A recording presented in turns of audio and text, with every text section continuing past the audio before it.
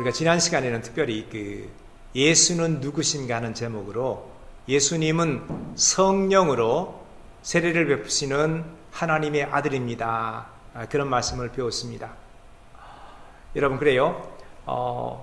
이 성령 세례, 이건 예수님만 베푸시는데 너무 중요해요. 우리가 다 받아야 돼요.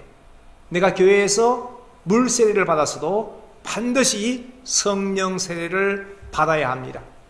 그래야지 우리의 죽었던 영혼이 다시 살게, 거듭나게 되어지고 의롭게 되어지고 우리가 더 나아가서 믿음이 살아가면서 말씀에 순종하고 예수 복음의 증인이 될 수가 있습니다.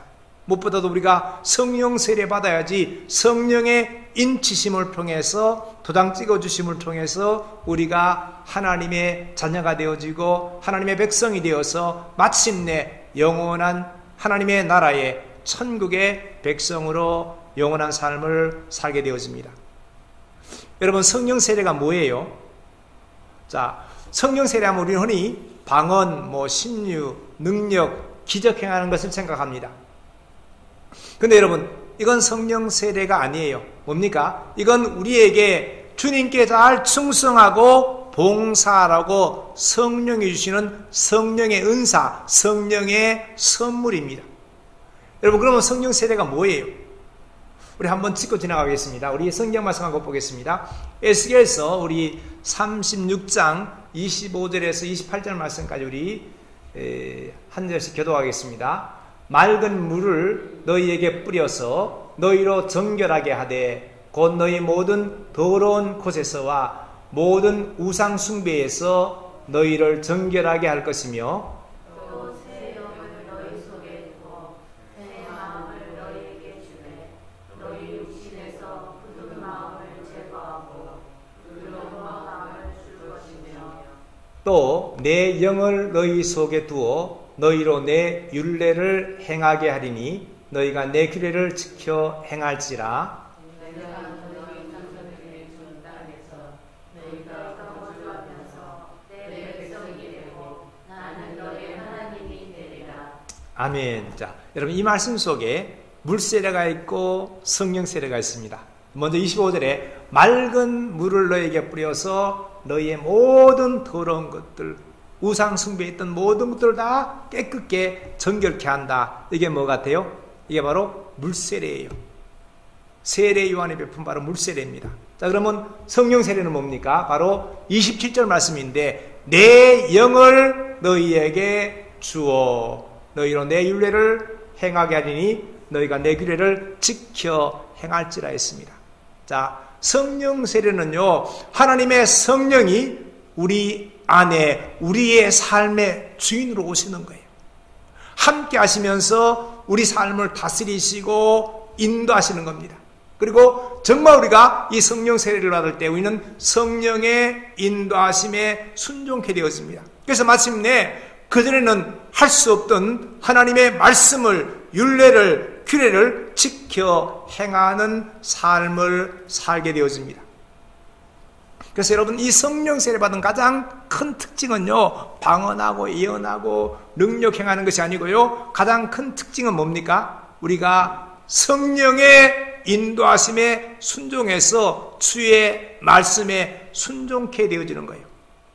그래서 여러분, 정말 우리가 성령 세례 받으면요, 의롭게 되어지고 우리의 믿음이 견고해지고 예수 복음에 증인되어지고 하나님의 자녀가 되어서 하나님 백성답게 살다가 천국의 영생을 얻게 되어집니다. 나아가서 우리가 성령 세례 받으면요, 덤으로 주시는 이 성령의 선물, 은사를 통해서 기쁨으로 주님께 내가 받은 은사 가지고 충성하고 헌신하고 봉사하게 되어집니다.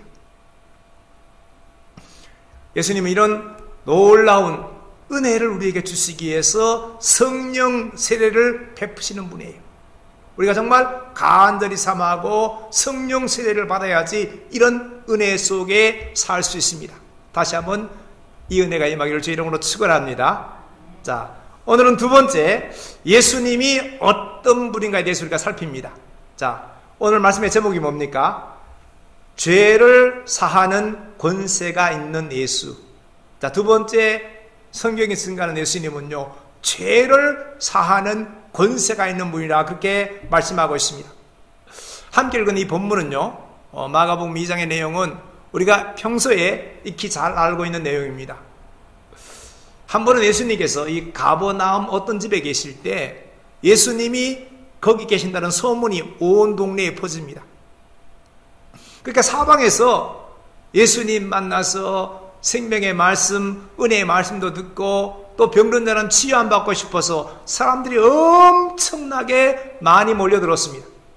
지금 이 교회로 말하면요, 우리처럼 텅 빈 게 아니고요, 자리 꽉 차고 모자라서 통로에 앉고 앞에 앉고 저 입구에 앉고 심지어는 문 앞에 뭐 창가까지 다 꽉 사람이 들어찬 거예요. 그렇게 사람이 꽉꽉 많이 차니까요, 정말 어떻게 막 움직일 틈도 없습니다. 그때 마침 어떤 한 중풍병자가, 너무 심한 중풍병자였습니다.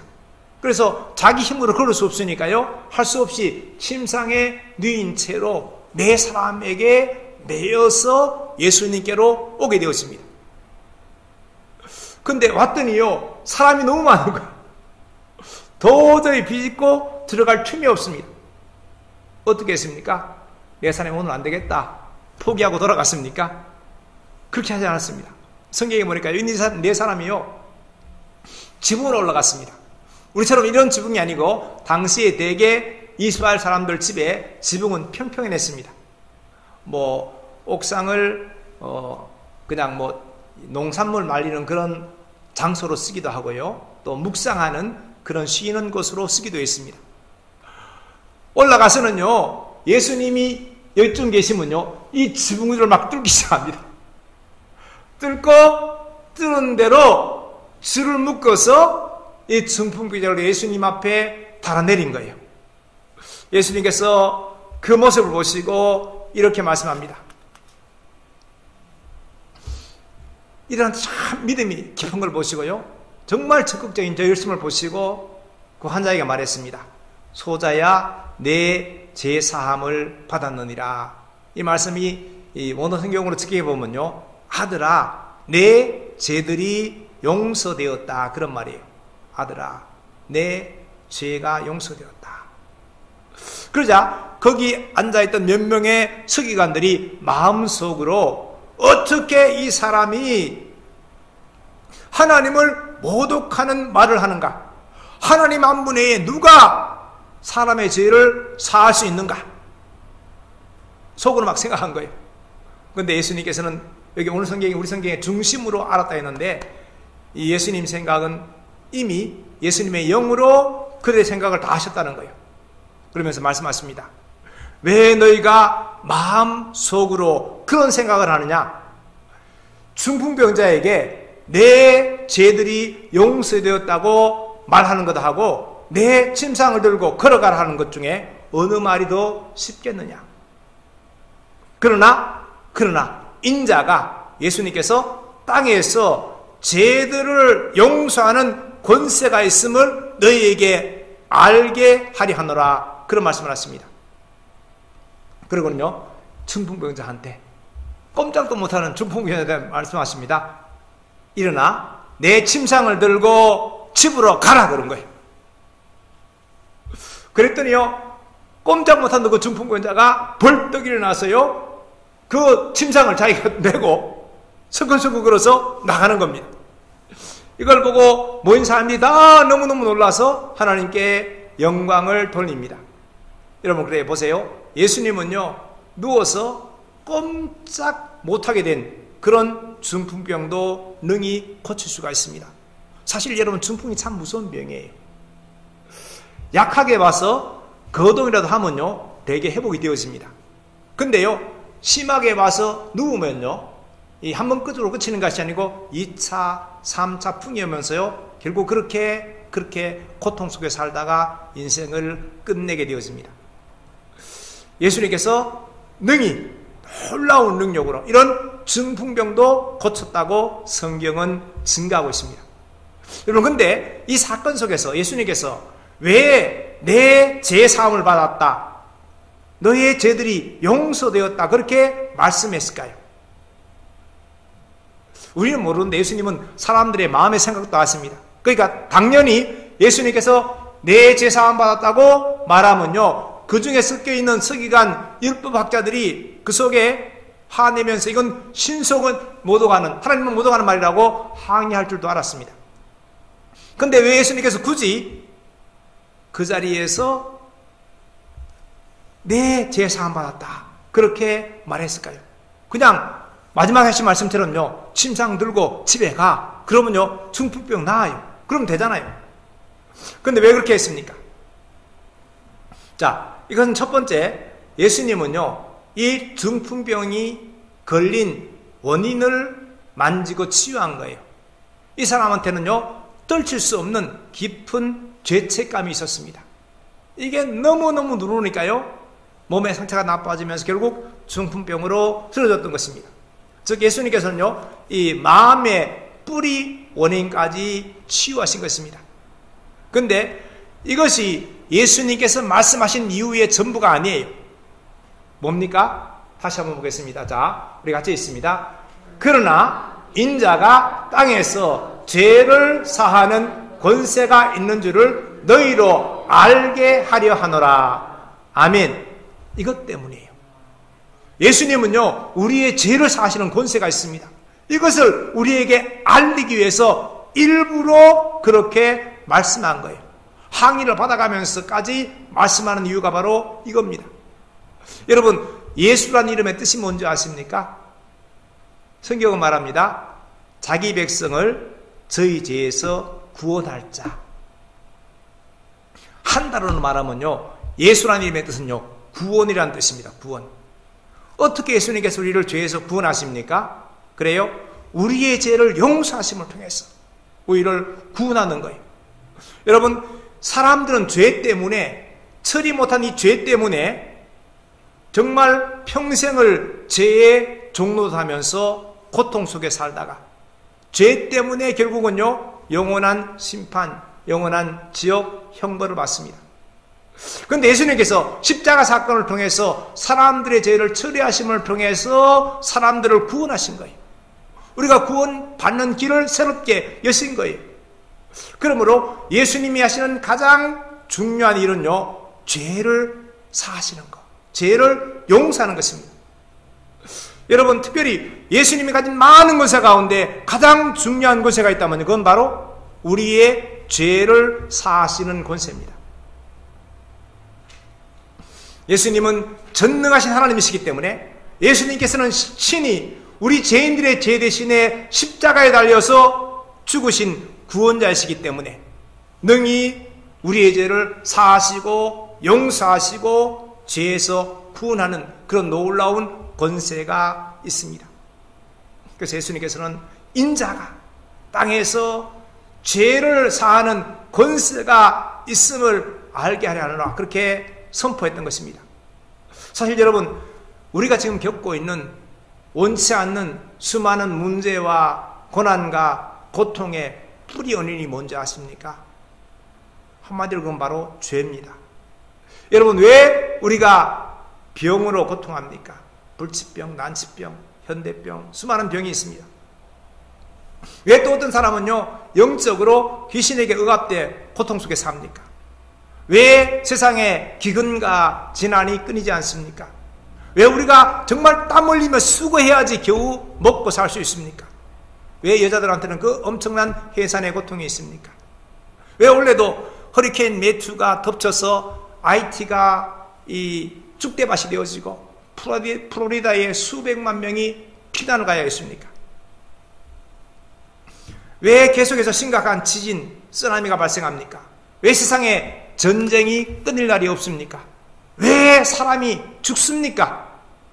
왜 사람이 너무 좋으신 하나님과 단절되어서 소망 없는 비참한 살고 있습니까?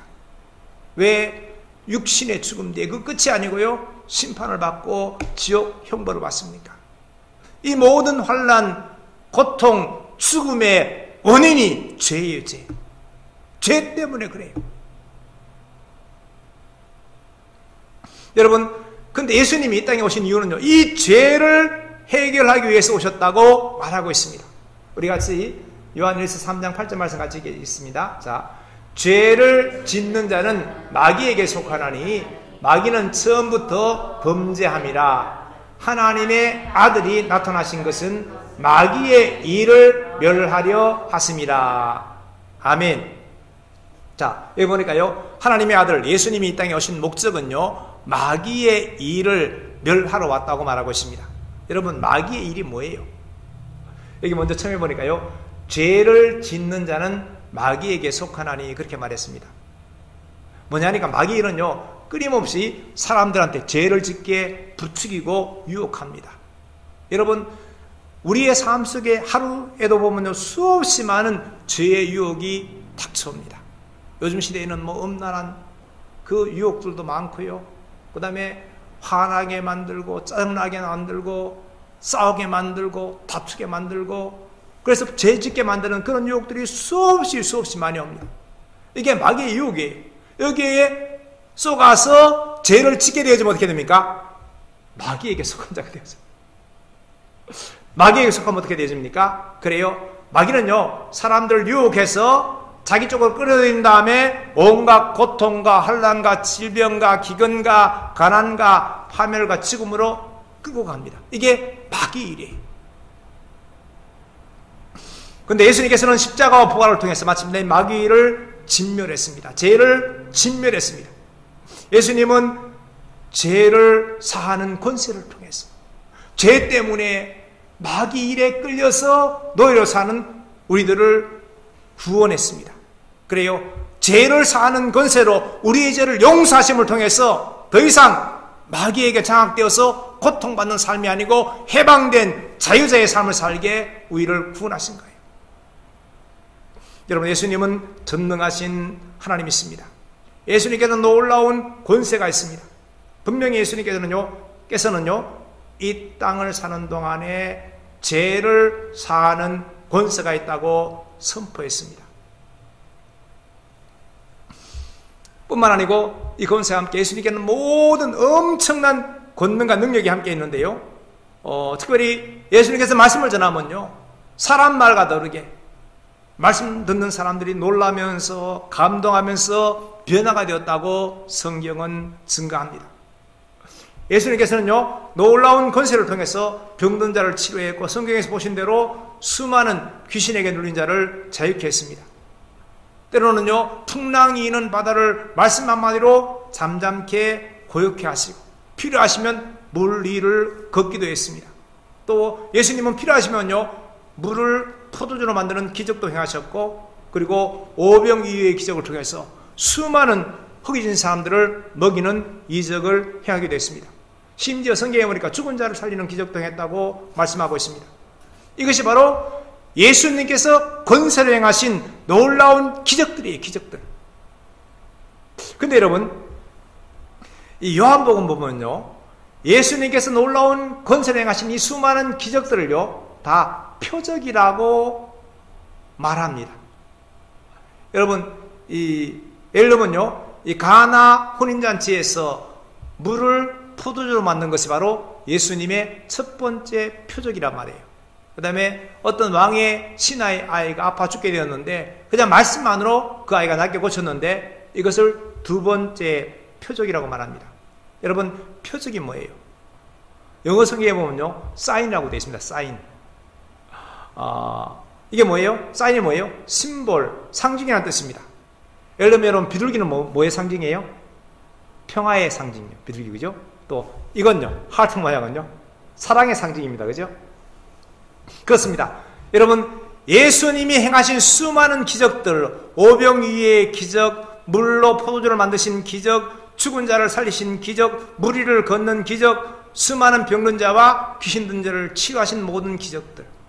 그러니까 예수님이 성령의 권능으로 행하신 수많은 기적들은 다 사인이에요. 사인. 무엇을 보여주시기 위해서 행하신 사인일까요? 그래요?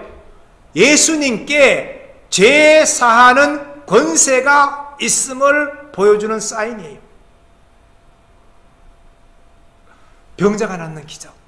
저것 보니까 예수님께서는 우리를 병들게 만들었던 뿌리 원인은 죄도 사하는, 처리하는 권세가 있구나. 이걸 알게 하시는 거예요. 오늘 이 본문 속에서 예수님께서 중풍병을 고친 것도 사인입니다. 표적이에요. 예수님께서 죄를 사하는 권세가 있음을 보여주는 표적이에요. 예를 들면 우리가 기도해서 병이 나았으면요, 자체로 끝이지 마십시오. 주님은 지금 내 죄까지 사할 수 있는 그런 권세가 있는 분이라, 그렇게 아셔야 돼요. 그래서 예수님은 지금도 이 사인을 우리에게 수없이 많이 보여주십니다. 우리가 믿음으로 기도할 때 성령의 능력으로 온갖 병이 치유가 되어지고, 마귀에게 눌린 것, 온갖 중독된 것들, 도박, 술, 마약 이런 것들에게서 해방되게 하십니다. 각종 이 환난과 문제가 해결되게 하시고요, 때로는 필요하면 초자연적인 기적이 일어나게 하십니다. 사람 힘으로, 내 힘으로 도무지 할 수 없는 그 문제를 푸시는 그런 놀라운 기적을 행하십니다. 물론 우리가 이 기적과 연관해서 주의할 것이 있습니다. 뭐냐니까, 우리가 믿고 믿음으로 기도한다고 해서 모든 병이 다 치유되는 건 아니에요. 보십시오. 바울 사도는요, 그 몸에 육체의 가시라 불리는 병이 있었습니다. 이것 때문에 주님께다가 3번이나 간절히 주님, 이 병 좀 고쳐주세요라고 기도했습니다. 그런데 예수님께서는요, 그 병을 고쳐주시는 대신에 이런 말씀을 했습니다. 우리 성경 보겠습니다. 자, 고린도후서 12장 9절입니다. 나에게 이르시기를 내 은혜가 내게 족하도다. 이는 내 능력이 약한 데서 온전하여 짐이라 하신지라. 그러므로 도리어 크게 기뻐함으로 나의 여러 약한 것들에 대하여 자랑하리니 이는 그리스도의 능력이 내게 머물게 하려 함이라. 아멘.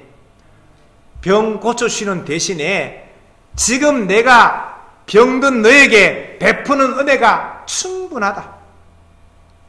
왜냐하니까 예수님의 그 능력, 예수님의 능력은 우리가 약한 데서 온전해진다, 그렇게 말합니다. 이걸 깨닫고 바울은 그렇게 말합니다.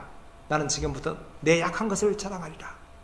그러면 그리스도의 능력이 사람의 능력이 아니고 전능하신 성령과 세례를 베푸시는, 죄를 사하시는 능력이 있는 그 예수님의 능력이 내게 머물기 때문이라, 그런 말을 했습니다.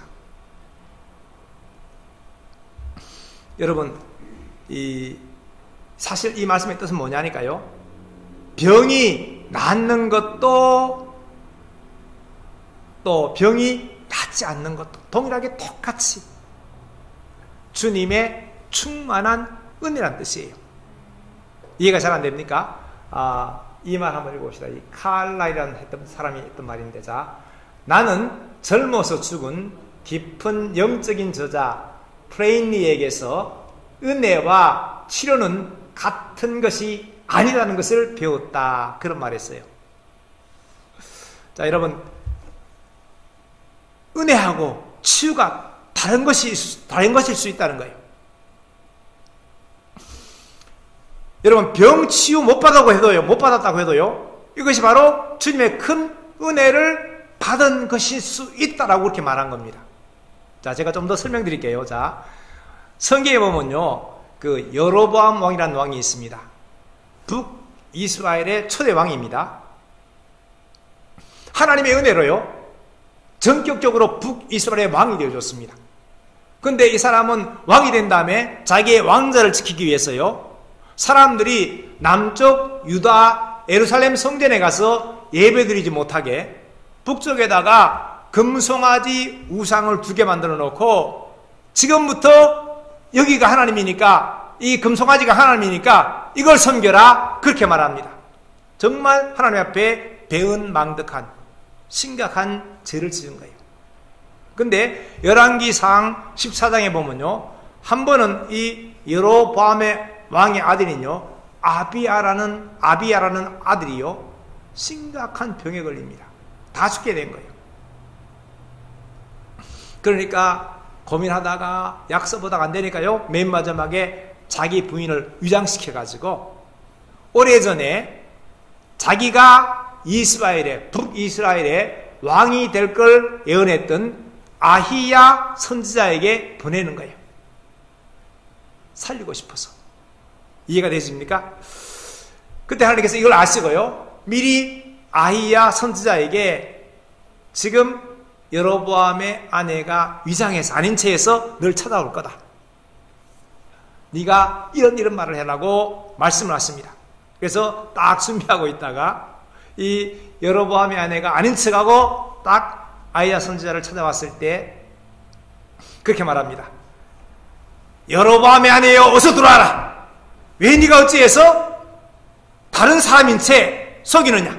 얼마나 놀랐을까요? 그러면서 말합니다. 내가 명령을 받아 흉한 일을 내게 전하리라. 가서 여로보암에게 말해라. 내가 널 이스라엘의 주권자 왕이 되게 했지만 너는 이전 사람들보다 더 악을 행하고 다른 신과 우상을 만들어서 나를 노엽게 만들었다. 내가 여로보암에게 속한 모든 남자가 다 끊어져서 거름덩이처럼 말갛게 씻어버릴 것이다. 엄청난 말씀이에요. 집안의 남자가 다 죽는데요. 일어나서 집으로 돌아가라. 내 발이 성읍에 들어갈 때에 그 아이가, 네 사랑하는 아들 아비야가 죽는다. 온 이스라엘이 그 아이의 죽음을 슬퍼하며 장사하려니와 이런 말을 합니다. 여로보암에 속한 자는 오직 이 아이만 묘실에 들어가리니. 다른 사람은 죽은 다음에 장례도 못 치르는 거예요. 묘실에도 못 들어가는 거예요. 이 아이만 묘실에 들어가리니 이는 여로보암 집 가운데서 그가 이스라엘의 하나님 여호와를 향하여 선한 뜻을 품었습니다. 그런 말이에요. 그 아이만 하나님 향해서 좋은 선한 뜻을 품었다고 말합니다. 보세요. 하나님께서 이 아이만 하나님 향해서 선한 뜻을 품었음을 알았습니다. 인정했습니다. 근데 보세요. 그런데 이 아이의 병은 낫지 않고 죽습니다. 근데 보세요. 이 여로보암 집안 상황에서는요, 그 죽음이 바로 하나님의 큰 은혜였다는 거예요. 나중에 환난 가운데 또 반역이 일어나고 집안 남자가 다 죽을 때, 새밥 되어지고 들짐승밥이 되어질 때 이 아이만 그 환난을 면한 거예요. 여러분 이해가 되십니까? 때로 병이 낫지 않는 것이 은혜예요. 때로 어떤 사람이 일찍 죽는 것이 은혜일 수도 있습니다. 하나님의 은혜와 치료하심은요 꼭 일치하지 않습니다. 때로 우리 가운데 있는 치유 안 된 육체의 가시가 은혜입니다. 그것 때문에 더 겸손하게 이 땅을 살면서 주님만 의지하는 그런 삶을 살게 되어집니다. 여러분 사실 우리에게 가장 중요한 것은요 하나님의 은혜입니다. 하나님은 우리에게 놀라운 은혜를 베푸십니다. 그러나 여러분 치료는 때로 하나님의 특별하신 목적을 위해서 제한하시기도 합니다. 그렇지만 목사님 그렇잖아요. 육체의 가시가 얼마나 힘든데요. 어떻게 해요 그럽니다. 여러분 기억하십시오.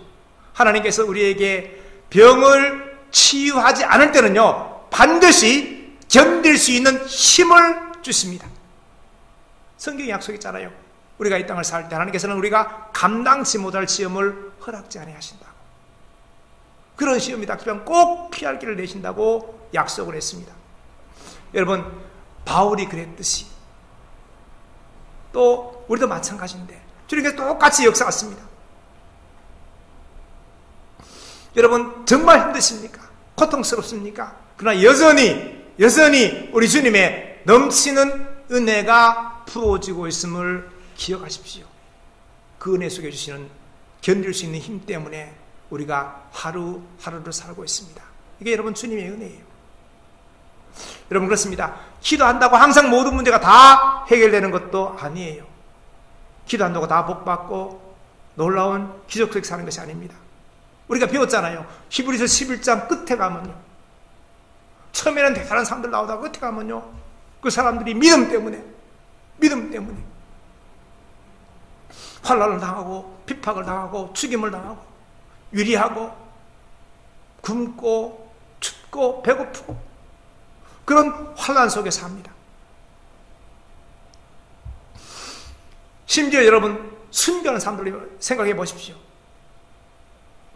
주님은 어떻게 했습니까? 그들에게 문제를 해결해 주시는 대신에 감당할 수 있는 능력, 인내할 수 있는 힘, 더 큰 은혜를 그들에게 베푸신 것입니다. 끝까지 더 겸손하게 주님을 의지하는 삶을 살게 했습니다. 그래서 그들을 통해서 더 큰 영광 받은 거예요. 어떻게 저런 상황 속에서도 예수를 부인치 않고 믿을 수가 있나? 예수가 어떤 분인데 저렇게 살 수가 있나? 그리고 주님은 그들에게 더 큰 놀라운 영원한 천국 상급으로 축복하시는 것입니다. 물론 여러분 큰일 났다고 생각하지 마십시오. 우리 예수님은요 더 많이 그런 건 적고요, 더 많이 우리가 병들었을 때 치료하시고 우리가 문제를 겪을 때 풀어주시고 형통케 해주시고 복을 주시고 막힌 길을 여는 길을 만드시기를 기뻐하십니다. 실제로 우리는 사실 헤아려 보면요 돌아온 삶 속에 이런 게 더 많았습니다. 그러나 여러분 그런 놀라운 문제를 푸시는 기적 그 자체로 끝나면 안 돼요. 그때 기억해야 돼요. 이게 사인이라는 거예요. 사인. 무슨 표정, 무슨 사인입니까? 예수님께 죄를 사하는 권세가 있음을 보여주는 사인이에요. 내 병이 낫는 것이, 내 문제가 해결되는 것이, 수많은 기적이 일어나는 것이 그 자체로 끝이 아니고요, 예수님께서 우리에게 말씀하시는 거예요. 봐라, 네 병 나았잖아. 그러니까 내가 네 영혼의 문제를 해결할 수 있는 죄를 사하는 권세가 있는 자라, 이렇게 말씀하시는 거예요.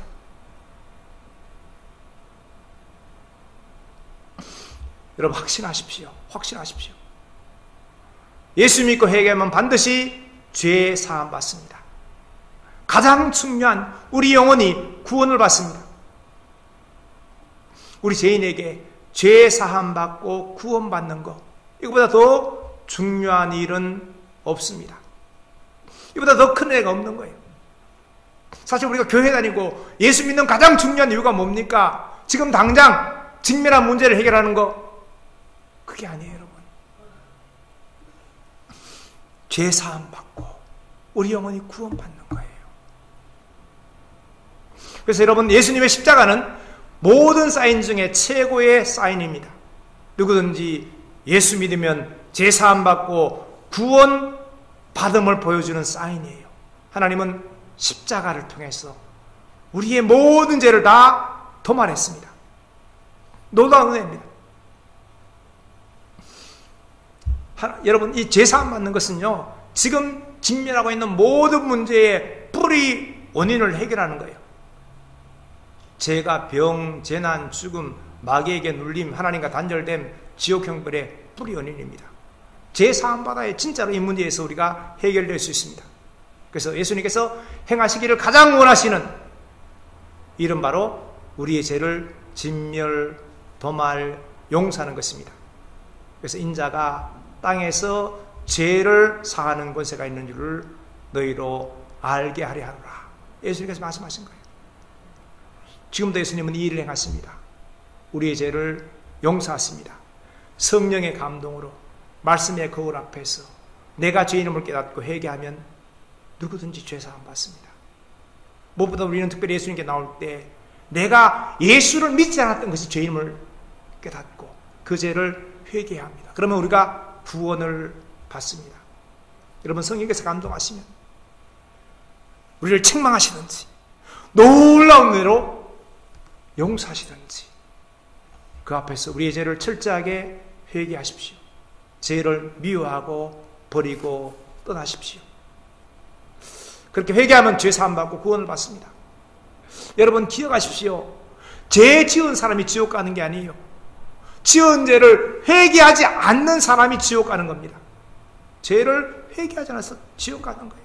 회개하면 죄 용서하십니다. 회개하면 하나님과 너무너무 친밀한 관계가 회복되었습니다.